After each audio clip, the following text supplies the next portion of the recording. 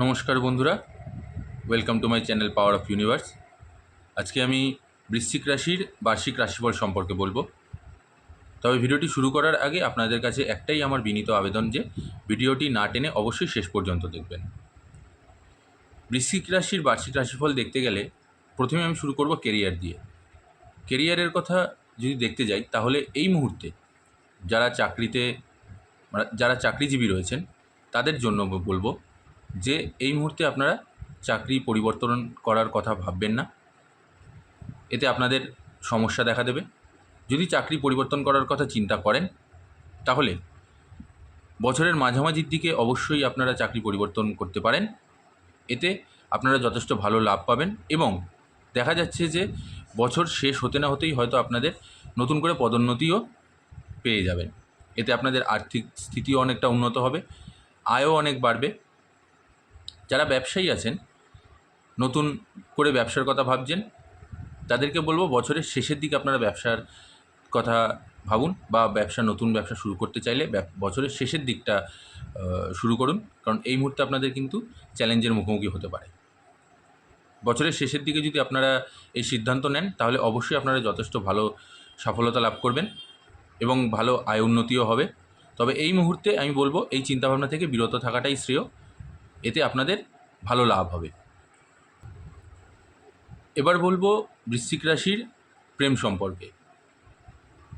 যারা নতুন করে প্রেম করার কথা ভাবছেন বা একে অপরকে নিজের মনের কথা বলবেন ভাবছেন, এই মুহূর্তে আমি বলবো এই সময়টা আপনাদের জন্য অনুকূল নয়, ভালো নয়।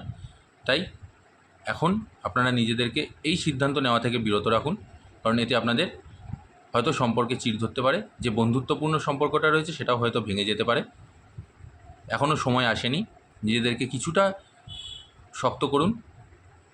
বছরের মাঝামাঝির দিক থেকে আপনাদের ভালো সময় আসছে, সেই সময় আপনারা আপনাদের মনের কথা বলুন, অবশ্যই আপনারা সফলতা লাভ করবেন।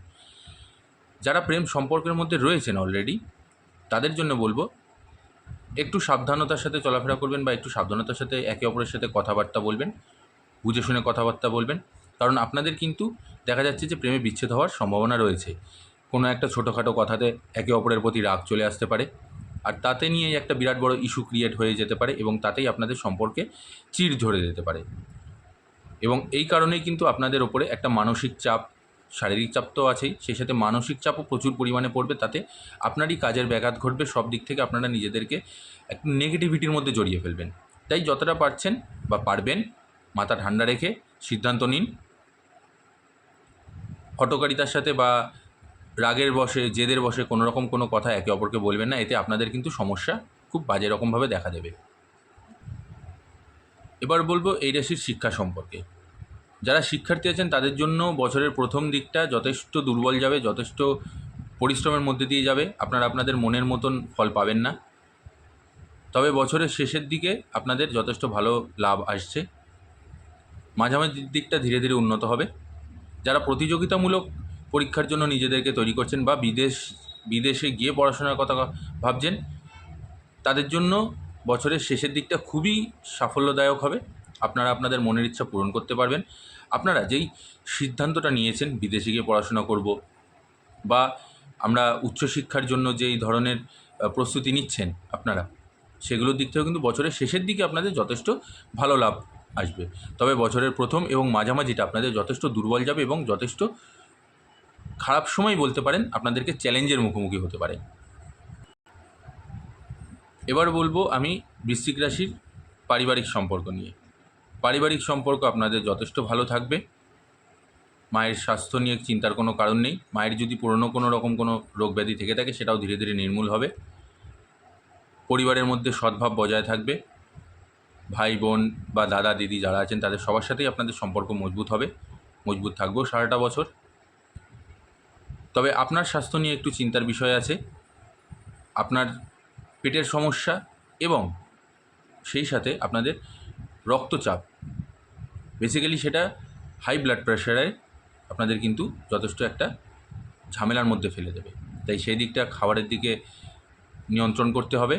এমন কোনো খাবার দাবার যেটা কিনা আপনাদের শরীরকে গরম করছে বা আপনাদের রক্তচাপের আরও বৃদ্ধি ঘটাচ্ছে, এরকম ধরনের খাবার দাবার কিন্তু আপনাদেরকে বর্জন করতে হবে।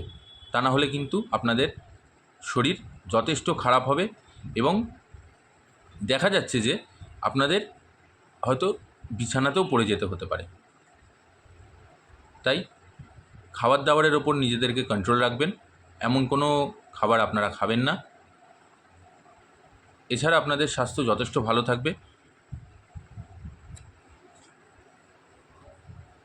বৃশ্চিক রাশির যেসব জাতক জাতিকারা নতুন বাড়ি কেনার কথা ভাবছেন বা গাড়ি কেনার কথা ভাবছেন বা নতুন সম্পত্তি কেনার কথা ভাবছেন, এই বছরটা সারাটা বছরই আপনাদের জন্য খুবই ভালো সময়। আপনারা যখন ইচ্ছা নতুন বাড়ি কিনতেও পারেন, বা যদি আপনাদের মনে হয়ে থাকে যে আমরা পুরনো বাড়িটাকে ভেঙে নতুন করে আবার তৈরি করব, নতুন ঘরের সাজসজ্জা তৈরি করব, আরও কিছু নতুন জিনিস কিনবো যাতে ঘরটা আরও সুন্দর হয়, বা কোনো খালি প্লটের মধ্যে নতুন করে গৃহ নির্মাণ করার কথা চিন্তা করছেন, এই বছরটা কিন্তু আপনাদের জন্য যথেষ্ট ভালো সময়। সারাটা বছর আপনারা এরকম সুযোগ পাবেন। আপনারা নতুন নতুন দেখবেন হয়তো স্থাবর অস্থাবর সম্পত্তিও কিনতে পারেন। যারা হয়তো ভাবছেন যে নতুন স্থাবর সম্পত্তি কিনতে চাইছেন বা অলরেডি হয়তো কিনেও ফেলেছেন, সেই একটা আনন্দ আছে আপনাদের মধ্যে। অর্থভাগ্য আপনাদের যথেষ্ট ভালো থাকবে। আর্থিক দিক থেকে আপনারা যথেষ্ট মজবুত থাকবেন এবং সবল থাকবেন। নতুন বাড়ি এবং যারা গাড়িও কিনতে চাইছেন তাদের জন্যও কিন্তু এই বছরটা যথেষ্ট ভালো সময়। আপনারা নতুন গাড়িও কিনতে পারেন। তাই সারাটা বছরই আপনাদের এই যোগটা রয়েছে। আপনারা যখন খুশি যেই মুহূর্তে হোক, হয়তো এরকমও হতে পারে যে দেখতে পাবেন আপনারা হয়তো ব্যাংকে লোন নেওয়ার জন্য প্রচেষ্টা চালাচ্ছিলেন এতদিন ধরে, আপনারা কিন্তু সেই লোনটাও পেয়ে যেতে পারেন এবং তার দৌলতেই বাড়িতে নতুন করে সাজসজ্জা করলেন বা পুরনো বাড়ি ভেঙে আবার নতুন করে তৈরি করছেন, নতুন কোনো কিছু অ্যাড করলেন বাড়ির মধ্যে, নতুন গাড়ি কিনলেন। এই সমস্ত দিক আপনাদের যথেষ্ট ভালো যাবে। সারাটা বছর আপনাদের কিন্তু যথেষ্ট ভালো সময় চলছে। বন্ধুরা, এই ছিল বৃশ্চিক রাশির এই বছরের বার্ষিক রাশিফল। আশা করছি ভিডিওটি আপনাদের যথেষ্ট ভালো লেগেছে। ভালো লাগলে অবশ্যই লাইক আর কমেন্ট করে জানাবেন আর শেয়ার করে দেবেন। আর যারা আমার চ্যানেলে নতুন আছেন তারা অবশ্যই আমার চ্যানেলটিকে সাবস্ক্রাইব করে নেবেন।